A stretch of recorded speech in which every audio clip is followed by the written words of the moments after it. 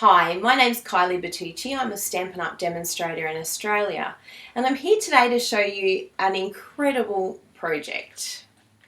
This one here. This is a Kusudama Japanese origami ball.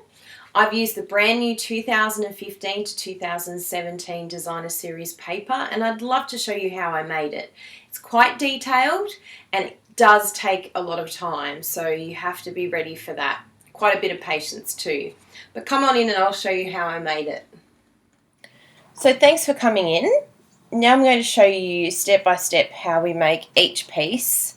There's going to be 30 pieces of this 6 by 6.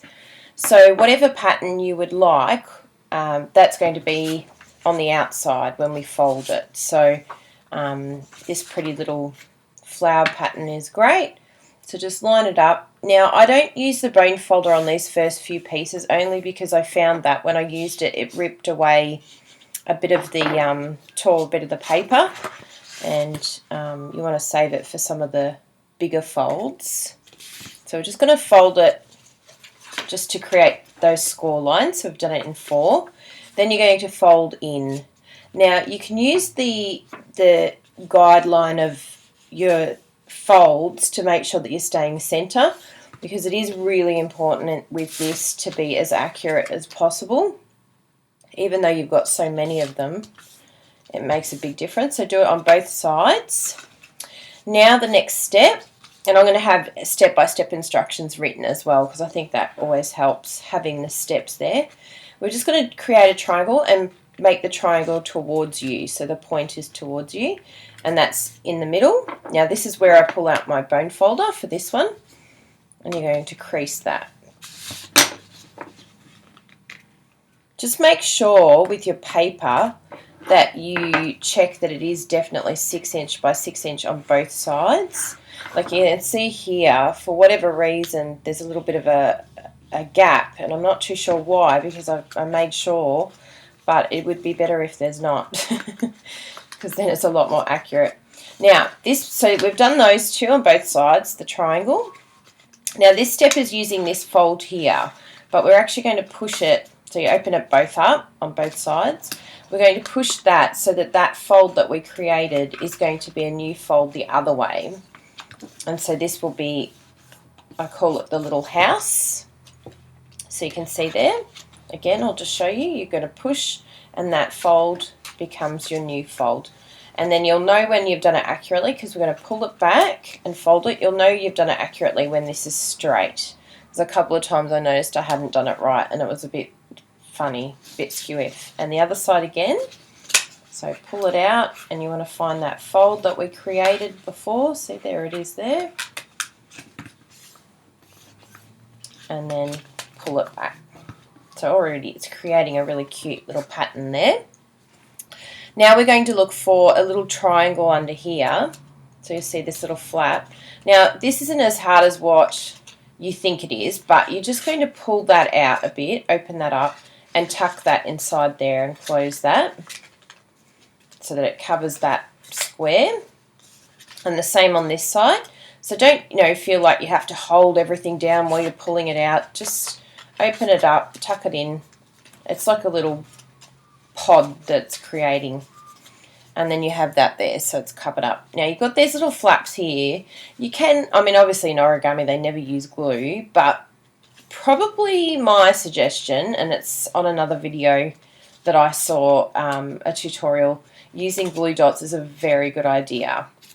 It just holds it in place, and it just means that later on when you're putting it all together, it's not all falling apart on you. And trust me, it gets complicated later on. You think this is challenging, you wait.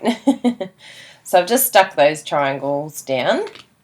Now in the section that has a little pocket, or we're going to do it on both sides anyway, so it's not too much of a drama, we're going to create a triangle. Now this is quite thick, this one, so just sort of push it down, but this fold's really, every single fold is really important. So don't think that you don't need to do a fold, because all of them end up becoming important later on. Even if you don't use it now, you will when you're assembling it. Then we turn it around and do the other side, because we want these little wings to be easily maneuverable and flexible.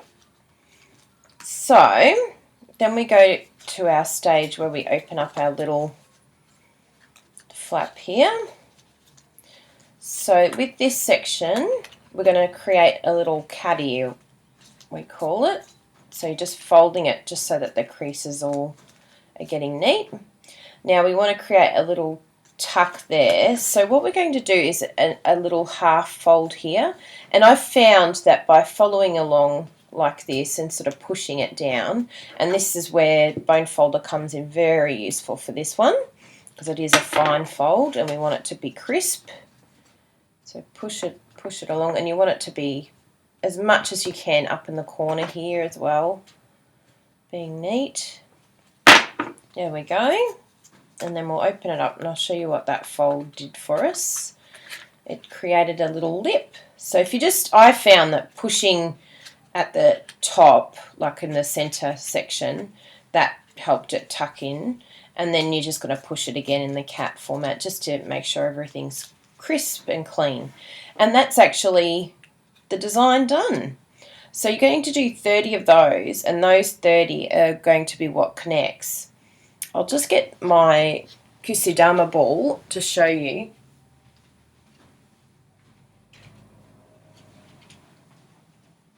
I should have had it right next to me, but forgot, of course. So you can see here how they're all joined together. So basically there's a 5 section.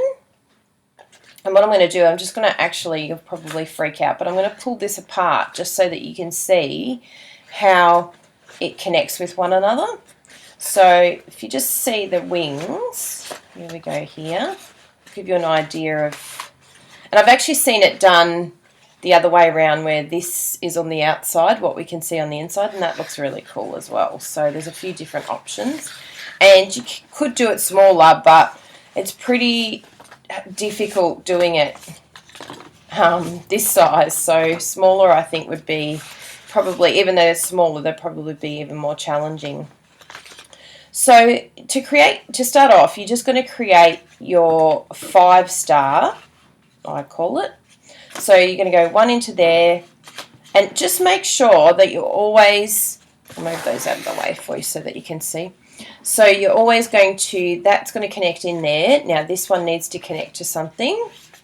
Now this one needs to connect to something. And obviously what colours you choose is up to you, but I used coordinating. And then this one's going to connect to this one. And then this one's going to connect, oh no, this one goes in here. Right. So at first, obviously this is quite malleable now because it's been put together, but at first that last one can be quite tricky if it's all new. So just sort of, shuffle it around a little bit and play around with the folds, and eventually it will go in. I did this and then I was wondering, what do I do next? That was probably my biggest concern. I'm like, where do I go from here? But what you do is you create a little 3, and this is probably the most difficult of all of the parts to put in. So you're going to go there, and then you're going to put this in here. Now again, these are quite malleable, but it's probably going to be a bit tricky the first time for you. So that's going to create that little rose there.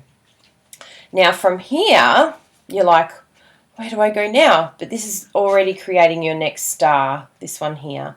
And you'll see as you go along, it kind of guides you, but it can be a little bit like, oh, where do I go now? What do I do next? Sort of thing. But you will figure it out. You've just got to be patient, and it can get a bit frustrating, but you will get there. And you can see here how this is already over this side. It's kind of lending itself to say, can you please put me in there? So it starts creating that spherical, by doing those 3 rosettes, it's already becoming like a circle. So just keep following it. If you have any questions, please don't hesitate to ask. But that was probably my biggest question, is how do you keep following it? But just keep following it. If you find that you're not getting the star that you would like, and you're thinking, why isn't this joining? It's probably because you've put like not one into the other, but you've changed the direction. So just keep, if it's not working, there's a reason why. You've done something wrong. So just keep playing with it. And you can see here, created another star. And so it'll just keep going and going, and then eventually, literally, it will join up. And you just think it's a miracle when it does.